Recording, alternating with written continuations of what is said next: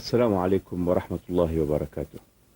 The Lebanese newspaper Al-Bayraq expressed admiration of the custodian of the two holy mosques, King Fahd ibn Abdul Aziz, when he officially ordered to replace the title of His Majesty with the custodian of the two holy mosques. The paper pointed out that King Fahd expressed his desire to avoid self-delusion and follow up the worthy ancestors and venerable forefathers. The Minister of Labour and Social Affairs of Qatar, Ali ibn Ahmed al-Ansari, arrived in Riyadh for a several-day visit to the kingdom. Intermittent fighting erupted tonight in Burj al-Barajina camp in the southern district of Beirut between the rival militias in Lebanon. No injuries were reported. Meanwhile, the airport way was closed tonight for safety reasons. Israeli enemy authorities on the West Bank recently arrested the editor of a Palestinian newspaper and ordered his expulsion for alleged anti-Israeli activities. Akram Hania, editor of the Ash-Sha'b, the daily paper, the People Daily, was said to be a senior member of the Fatah faction of the Palestinian Liberation Organization, PLO. The United Nations voted yesterday by an overwhelming majority of 122 to 20 for all foreign troops to be withdrawn from Afghanistan. There were 13 abstentions. The United Nations General Assembly has passed 8 resolutions on this issue since 1979. The Soviet Union's recent decision to withdraw 6 battalions from Afghanistan was suspiciously looked upon as an act of no significance and of no real consequence. It was widely and severely criticized by many world figures and even described as being a shame by one U.S. official. The United States and the Soviet Union yesterday concluded their first detailed discussions on arms control since the breakdown of the Iceland Superpower Summit, once again in sharp disagreement over the American Star Wars anti-missile program. U.S. Secretary of State George Shultz and Soviet Foreign Minister Edward Shevardnadze met for 3 hours privately yesterday in a meeting described by Charles Redman, U.S. State Department spokesman, as a serious discussion on how to build on the full agenda that was discussed at Reykjavik.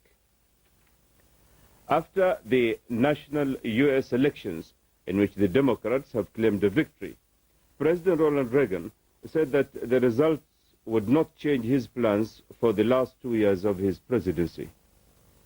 At least one person was killed when a Pan Am 727 jet collided with a small plane on the runway at Tampa Airport, Florida today. Thick fog is thought to be the cause of the accident.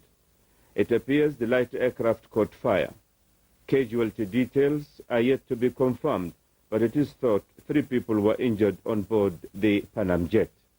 And that's all from our Channel 2 newsroom for Thursday. Good morning.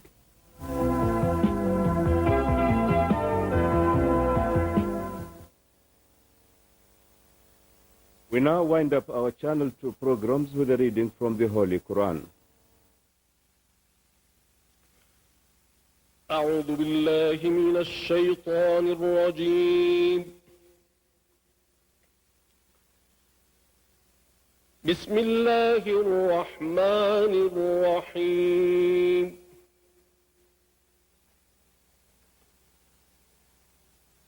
ولما برزوا لجالوت وجنوده قالوا ربنا أفرغ علينا صبرا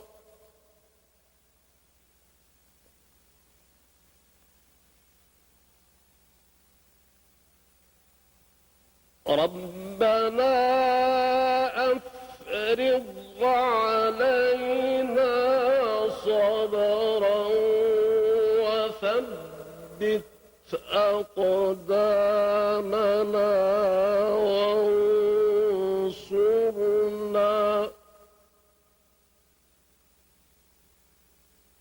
وثبت أقدامنا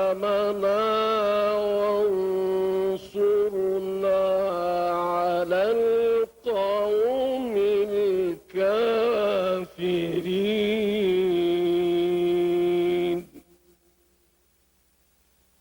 صدق الله العظيم.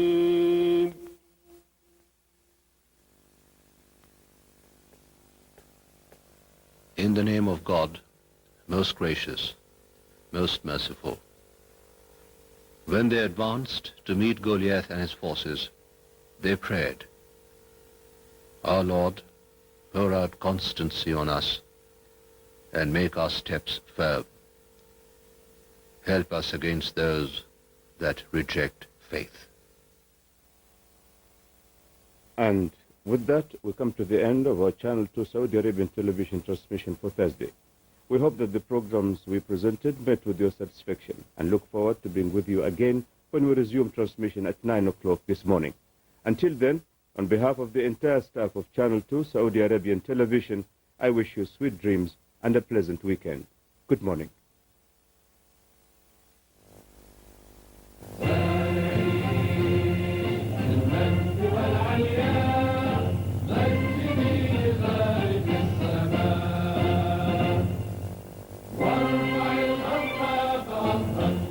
النور المشقق